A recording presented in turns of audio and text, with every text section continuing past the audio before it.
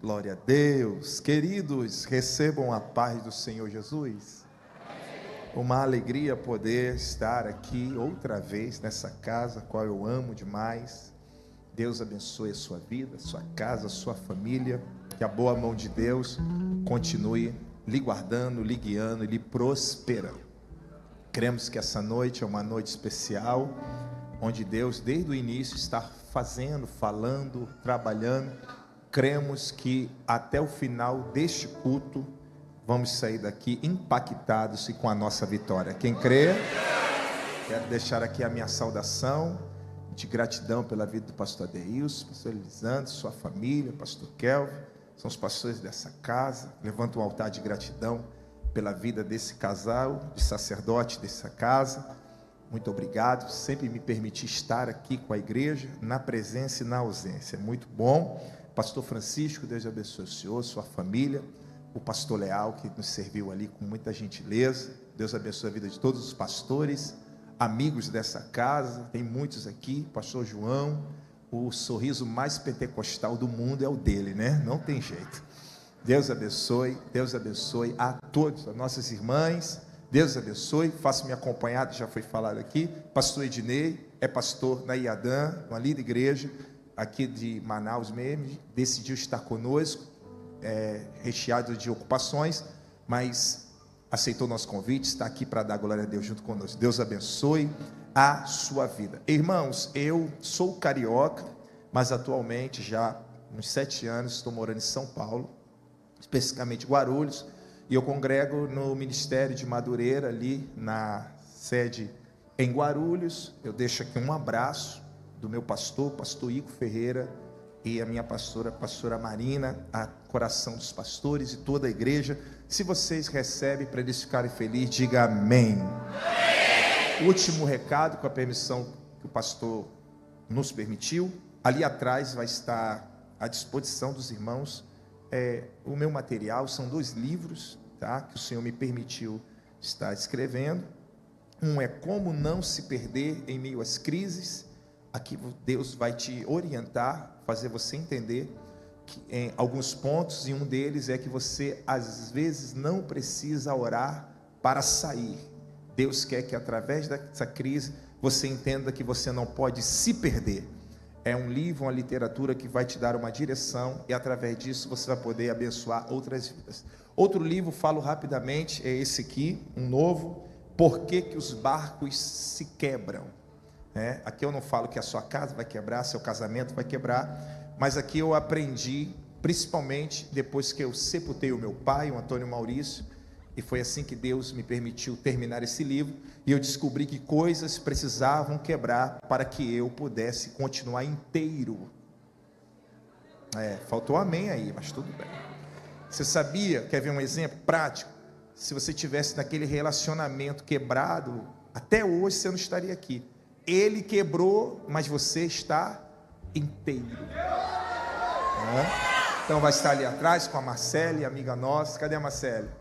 Eita, glória a Deus. Marcele, só porque você levantou a mão, quando for no Rio de Janeiro, eu vou pedir 2 anjos lá para te guardar, tá bom?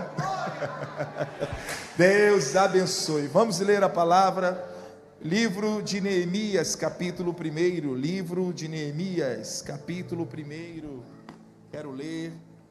Livro de Neemias, capítulo 1. Eu falei isso porque ela foi no Rio, ficou com medo. Foi na praia, pastor Francisco. Ficou com medo. Será que eu vou ser assaltada? Eu falei, como que vai ser assaltada, mulher? Eu estou aqui. Sabia ela que até eu estava com medo, né? Deus abençoe.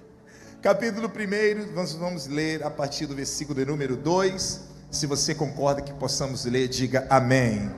Está escrito que veio Hanani, um dos meus irmãos, ele e alguns homens de Judá, e eu perguntei-lhe a respeito dos judeus que haviam escapado e que restaram do cativeiro, e a respeito de Jerusalém. E eles me disseram: os restantes que ficaram do cativeiro lá na província estão em grande aflição e desprezo. As muralhas de Jerusalém também foram demolidas, e os seus portões estão queimados pelo fogo. E sucedeu que, quando eu ouvi essas palavras, eu me assentei, chorei e lamentei-me por alguns dias, e jejuei e orei diante do Deus do céu. E se você puder, diga amém. Pegue na mão dessa pessoa que está do seu lado, diga para ela: o seu posicionamento vai atrair uma direção da parte de Deus. Quem crê nisso? Se assente, por gentileza. Glória a Deus. Quero ser bem prático ao tempo, para que nós possamos entender. Na verdade, Neemias faz parte dos que ficaram após esse período pós-exílio, e na Babilônia percebemos a sua posição confortável de estar sendo o copeiro do rei, sendo ele um dos homens de total confiança para um serviço, o servir a mesa e servir o copo diante do rei. Consequentemente, percebemos também o elo ou laço de relação e relacionamento que havia entre aqueles que transitavam de Jerusalém até a Babilônia, e sendo este, pelo texto, o acesso que eles tinham de estar diante de Neemias. Neemias é a figura de alguém que chamamos, principalmente pelo conceito histórico, como alguém que nasceu na Babilônia, cresceu na Babilônia, desenvolveu uma habilidade na Babilônia, totalmente diferente de outros personagens que se destacaram. Neemias não é visto como um Daniel que, além da posição de relevância, não abriu mão da sua fé, continuando orando com as janelas abertas, não temendo o decreto que foi posto contra ele, que se alguém orasse durante 30 dias e não fizesse petição ao rei Dário na época, mas sem outros deuses, seria lançado na cova dos leões. Neemias não é visto como esse homem dessa bravura de fé, muito menos como os 3 jovens que conhecemos, como Sadraque, Mesaque e Abednego, que não abriram mão da sua fé, mesmo estando em posição de relevância na Babilônia, mas mantiveram a sua fé, mesmo sendo lançado dentro de uma fornalha. E todos nós sabemos os resultados que foram sobre a vida desses homens, porque quem mantém a sua fé em Deus, não há leões, não há fogo de fornalha que é capaz de abater uma chama no coração. Logo então, a vida de Neemias é o que chamamos de alguém que, na praticidade das suas habilidades, serve com excelência. Mas quando lembramos desse elo de relação e relacionamento, nós sabemos que Hanani e outros irmãos que tiveram acesso a Neemias, não foi apenas uma visita simples, uma aparição, um momento de lazer, foi um contato pelo qual Neemias se posiciona como alguém que está desejoso ou disposto a saber a situação dos seus irmãos. Logo, percebemos que aquele que se importa não está na mesma condição daqueles que estão, pelo texto, em grande aflição e miséria. Neemias vive uma vida confortável, vive uma vida tranquila, dentro de um ambiente saudável, por aquilo que ele servia, como ele vivia e aquilo que ele praticava. Logo, quando olhamos para o texto, após a sua pergunta, algumas notícias que chegam até ele são capazes de fazer ele estar na condição de se assentar, porque a notícia que chega até ele é que as muralhas ainda estão demolidas, as portas tinham sido queimadas pelos fogos, aqueles que escaparam estão em grande aflição e desprezo ou miséria. Logo percebemos então que mesmo os judeus retornando para Jerusalém, a situação de Jerusalém, as muralhas estavam demolidas, as portas que estavam queimadas pelo fogo, a situação dentro de um parâmetro de uma percepção é de que eles até escaparam, mas estavam em grande aflição ou grande miséria e desprezo. Isto é a notícia que faz o Neemias se assentar, é a notícia que faz o Neemias chorar, é a notícia que faz o Neemias lamentar. Só que existe um detalhe nesse texto, que é a expressão que o escritor deixa relatado, que Neemias esteve nessa condição por alguns dias. Esse alguns dias eu não consigo denominar se foi 2 ou foi 3. Eu entendo que esses alguns dias foi a decisão de um homem que vivia uma vida confortável, agora está em uma condição desconfortável por aquilo que ouviu. E eu abro um parênteses para que nós possamos rapidamente pensar sobre isso. Quem aqui nunca se assentou com uma notícia desconfortável? Quem aqui nunca se prostrou por causa de uma notícia desconfortável? Existem pessoas que estavam confortavelmente na sua dinâmica de vida, mas por conta de um resultado do médico, por conta de um resultado de um exame, por conta de uma notícia familiar, por conta de um acidente que aconteceu rapidamente, uma ligação, uma mensagem foi capaz de fazer este ou esta, que era alguém de postura, era alguém de relevância, era alguém de hábitos saudável, se assentar para chorar e lamentar por alguns dias. Neemias se assentar e chorar e lamentar por alguns dias também não torna ele um ser fracassado ou derrotado. Pelo contrário, o que faz Neemias ficar alguns dias é a reflexão que ele está tendo nesses dias pela notícia que recebeu. Mas quando a gente vê que isso durou alguns dias, a gente começa a perceber a postura desse homem simples, mas com uma vontade de ter uma reviravolta por aquilo que fez ele ficar prostrado. Por qual motivo? Porque Deus não mandou Neemias se assentar, chorar e lamentar. Porém, também Deus não vai interferir no lamento do choro de um Neemias que está assentado. Mas nós percebemos um silêncio de Deus, mas observamos uma postura de alguém que não permite que o choro e o lamento dure para sempre. E quem sabe tu entrou por essas portas e a primeira palavra que Deus quer ativar no teu coração é esta: vai ficar sentado chorando até quando? Vai ficar sentado prostrado até quando? Ele sabe, nós sabemos, e até o diabo sabe que tem notícias que te derruba, tem notícias que te faz se assentar, tem notícias que te faz chorar, tem notícia que te faz se assentar e lamentar. Mas os dias passam na medida que tu fica sentado. Mas quanto mais rápido você decide se levantar, mais rápido os céus vão se abrir em favor da sua... Alguém já pegou essa palavra? Eu vim aqui dizer que não dá para esperar alguém fazer o que somente você pode fazer. Não dá para esperar alguém fazer aquilo que você tem que fazer. O que eu tenho que fazer? Eu tenho que me levantar, eu tenho que me posicionar. Sabe por quê? Porque a notícia de tristeza não veio para Neemias como rei. A notícia de tristeza não veio para alguém que era príncipe. A notícia de tristeza vem para alguém que servia.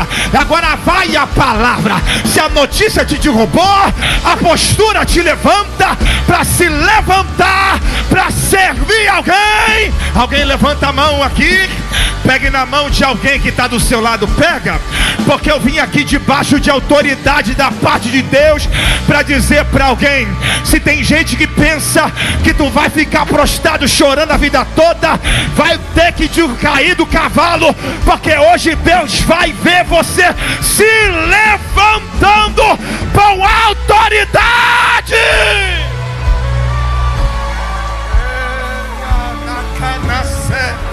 Olha aqui para mim. Por alguns dias, eu entendo que precisamos, pastor Francisco, respeitar esses alguns dias da vida de alguém que se assentou, esses alguns dias da vida de alguém que perdeu, alguns dias para a vida de alguém que está lamentando. É respeitoso entender esses alguns dias, mas quando nós olhamos para o texto e percebemos que isso durou alguns dias, o texto vai dizer: alguns dias, vírgula, e jejuou e orou diante do Deus dos céus. Parece-me que Deus vai se manifestar desta forma. Por quê? Porque Deus não apareceu para dizer: Neemias, jejua e ora que eu mudo o quadro. Pelo contrário, Deus está observando tudo. O Neemias, que estava sentado, ele se levantou para se prostrar diante dele. Eu vou repetir: o Neemias, que estava prostrado pela causa, agora ele se levantou pela causa, mas ele vai se prostrar diante daquele por causa desta causa. Então tudo muda. O que muda? A forma como as pessoas te vê, aparentemente é como postura de fracassado, mas a forma como Deus te vê é: ou tu está sentado lamentando pela causa, ou você está prostrado diante dele orando por esta causa. Deus mandou liberar uma palavra para alguém. Esta causa não vem para te matar, essa causa veio para ativar em você uma vontade de jejuar e orar, para que essa causa tenha resposta. Você pode me ajudar a pregar? Pega na mão de quem está do seu lado aí, vai! E diga-se para ele: está na hora de você entender que se não fosse essa causa tu não ia jejuar, se não fosse essa causa tu não ia orar, se não fosse essa causa tu não seria crente, se não fosse essa causa tu não estava aqui. Mas nós nos levantamos por essa causa, e o Deus Todo-Poderoso, Ele vai dar resposta. Quem pode levantar a mão para dar glória a Deus? Neemias, ele vai orar e jejuar. Olha os benefícios de um homem que vai jejuar e orar por uma causa. Outro ponto que eu preciso trazer à sua mente para uma compreensão bem rápido é que, aparentemente, biblicamente, parece que é a primeira vez que Neemias vai entrar numa causa, e a causa não é dele, a causa é de outro. A causa não é dele, a causa é dos seus irmãos. Só que se é dos seus irmãos, passa a ser a causa deles. Senhores, é claro que os irmãos que voltaram para Jerusalém, muitos deles estavam jejuando e orando, agradecendo a Deus por esse retorno para Jerusalém. Mas o que entendemos é a forma como Deus trabalha. E como Deus trabalha? Ora, se Deus permitiu Ciro ser um instrumento para poder conduzir o povo ao retorno, ora, nós percebemos também que, assim como Deus usou Ciro, Deus está usando um. E é isso que me conforta. Porque se um povo retorna para Jerusalém, o que poderia acontecer? Esse povo se reúne, esse povo ora, esse povo jejua, e Deus responde, levanta pessoas em Jerusalém. Só que o povo retornou, e olha quem Deus está usando: um copeiro. Aí você fica assim: por que as notícias chegam até mim? Por que eu tenho que saber de coisas que me machucam, coisas que me fazem chorar? É porque você ainda não entendeu que Deus fez você saber, porque Deus quer usar você. Você é o instrumento que Deus vai usar. Agora ela vai parar. É impossível vermos à luz das Escrituras que um homem ou uma mulher que Deus usa que não foi marcado pela dor. É impossível não compreendermos a postura de um Deus que usa pessoas que Ele não vai marcar pela dor, pela lágrima, pelo sofrimento. E se isso aqui não basta para você, eu vou falar daquele que suportou tudo por causa de você. Jesus teve que apanhar, ser chicoteado, só para você ter vida e vida com abundância. Porque pessoas que Deus usa são pessoas marcadas pela dor. E o que Ele vai fazer? Ele vai orar e vai jejuar. Agora redobra a sua atenção para isso. O Neemias, que vai orar e jejuar diante de Deus, parece que é alguém que não tem resposta por aquilo que fez. Por quê, pastor Francisco? Porque o Neemias, no capítulo 2, ele vai fazer o que estava acostumado a fazer, que é o quê? Servir. Ele vai servir o rei. E quando ele entra na presença do rei para servir o copo, o rei, pelo menos pelo texto aqui, é a primeira vez que o rei percebe isso, o quê? Em vez do rei olhar para o copo, o rei vai olhar para o rosto de Neemias primeiro. E quando o rei olha para o rosto de Neemias, ele viu que o semblante de Neemias estava estranho. Aí ele perguntou: está doente?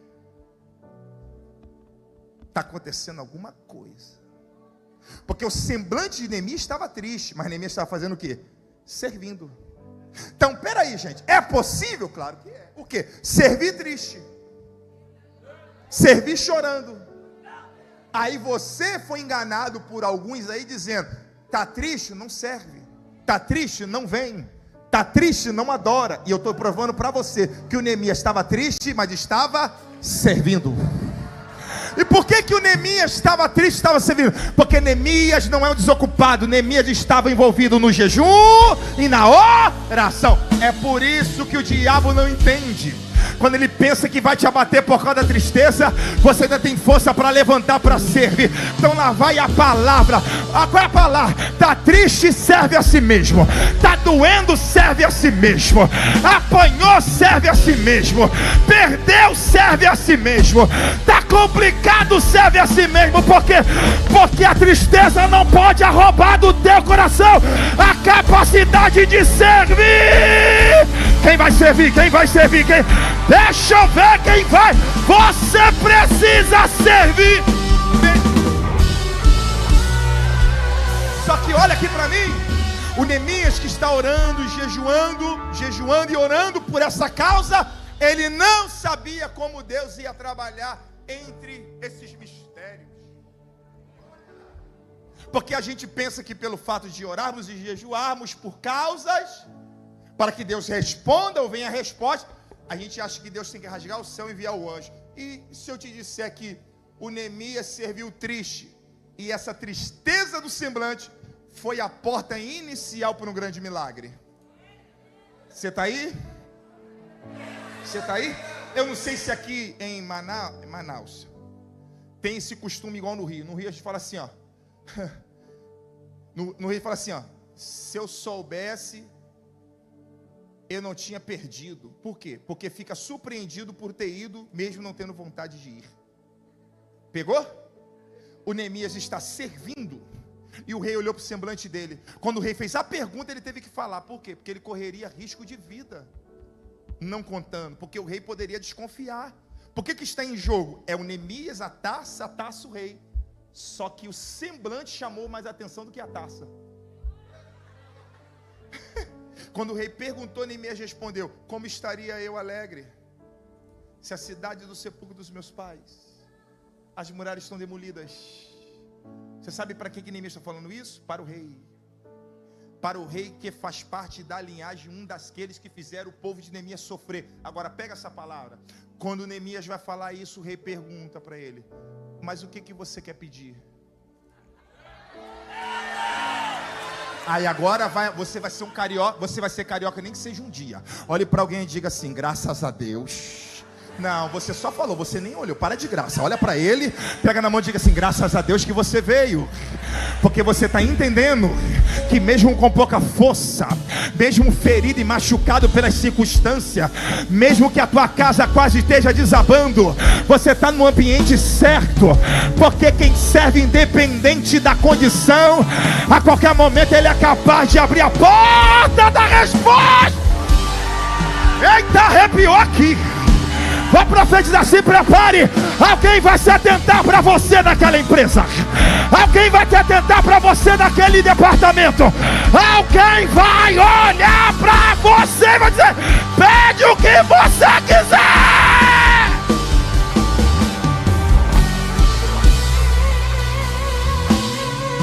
Quando Neemias vai ouvir que o rei está disposto a favorecer ele, Neemias vai falar algo que se eu tivesse lá, eu ia estragar tudo, porque eu sou carioca. Diz assim: você é doido, é? Já fala logo. Neemias, ele diz assim: eu vou orar. Só ouvi um glória a Deus aqui, viu? Neemias diz assim: como é que é? O que você precisa? Eu vou orar. Eu acho que isso aqui tem tudo a ver com esse culto. Por quê? Porque Neemias sabe o que deveria falar. Mas Neemias foi orar. E por que Neemias foi orar? Porque a causa não é dele.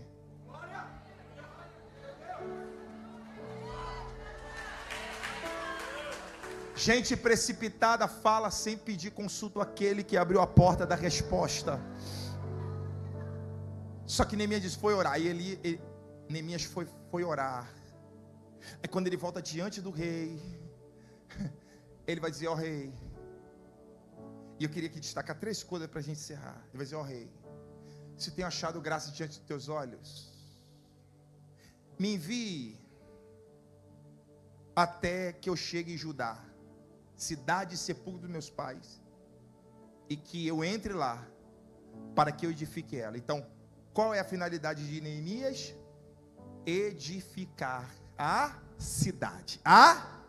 Só que Neemias é o que, gente? Copeiro. Ele não é pedreiro, nem ajudante de pedreiro. Ele é um copeiro. E eu te faço uma pergunta, não é pegadinha de carioca. Tu daria o teu carro para eu consertar? A irmã nem sabe se eu sou mecânico, já disse que não. Pela cara, né, irmã? Dá para perceber. Eu cheguei, o que aconteceu aí? Um negócio aqui no motor, eu tiro o pneu. Ó! O que é isso? Neemias, ele vai fazer o que nunca imaginou que poderia fazer na vida. O copeiro que servia agora está indo para Judá, para edificar cidade, levantar muros. Você está desanimado demais. Por quê? Porque olha o que o propósito é capaz de gerar na vida daquele que ora e jejua. É capaz de fazer ele se conectar e fazer coisas que ele nunca imaginou que poderia fazer para a vida de alguém. Enquanto a gente está orando, pedindo a Deus para enviar pessoas certas, Deus está dizendo: você é a pessoa certa. Mas eu nunca preguei, eu nunca cantei, eu nunca evangelizei, eu nunca visitei. Mas você é a pessoa certa. Aí Neemias vai pedir também: e se é agrado do rei, me dê cartas. Para quê? Para que eu apresente os governantes, para que eles me dê passagem até que eu chegue. Espera aí, gente.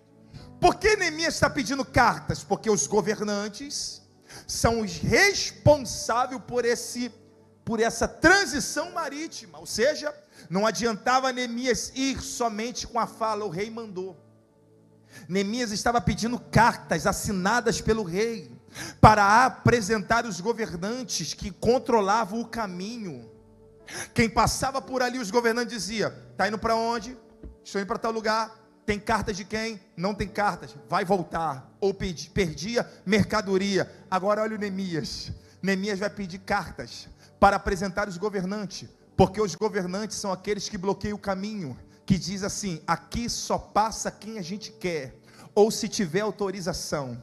Mas olha a vida de quem vem do jejum e da oração. Olha a vida de quem está envolvido com propósito. Quem está envolvido com propósito recebe cartas de acesso, para que aqueles que controlam o caminho não impeçam ele de passar.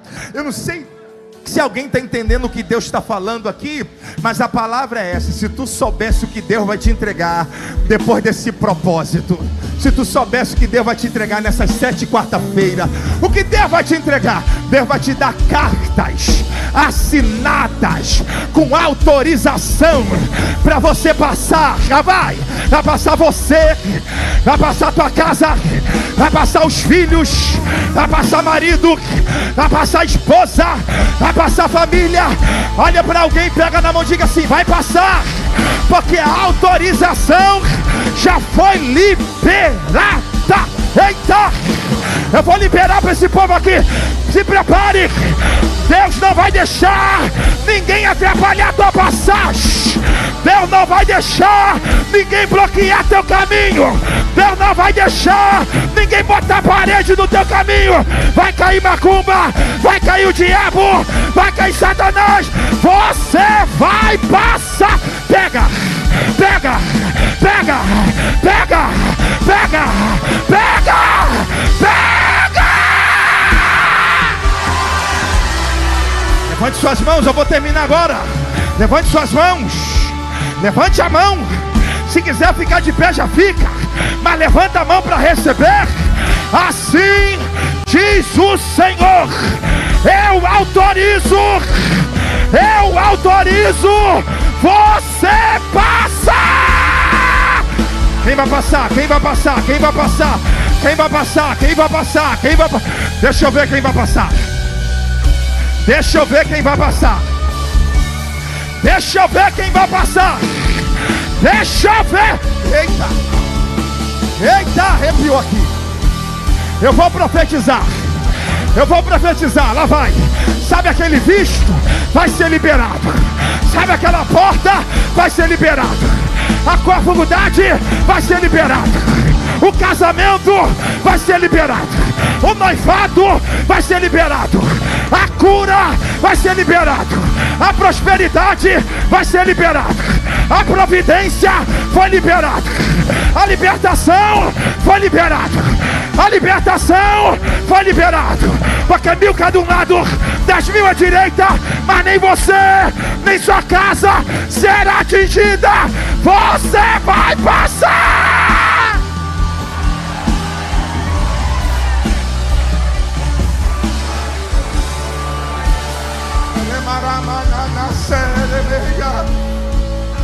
Deixa eu terminar aqui.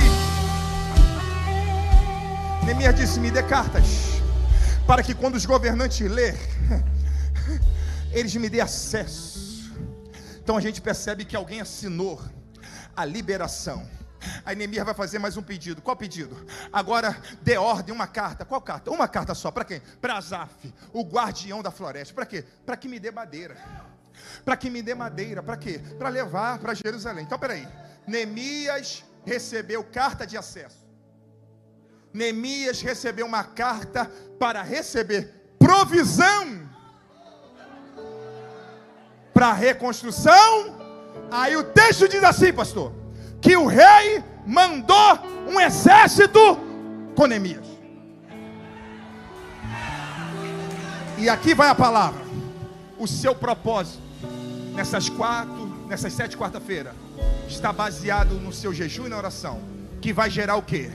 Cartas de liberação para acesso. Madeiras, que é provisão para esse novo tempo. E o Neemias não pediu exército. Foi o rei que disse: eu vou te enviar exército. Por quê? Porque além do acesso e além do recurso, tem proteção. Tem proteção. Sabe por que vai dar certo? Porque tem proteção. Sabe por que tua casa não vai cair? Porque tem proteção. Pegue na mão de alguém, a gente vai terminar agora. Pega, segura como profeta, porque agora, irmãos, se tu der o melhor glória aí, esse irmão pode te levar para comer um tambaqui daqui a pouco. Olhe para ele e diga assim: se prepare. Não, tá muito fraco. Diga: se prepare. O seu propósito vai gerar acesso. O seu propósito vai trazer recursos. E o seu propósito terá proteção.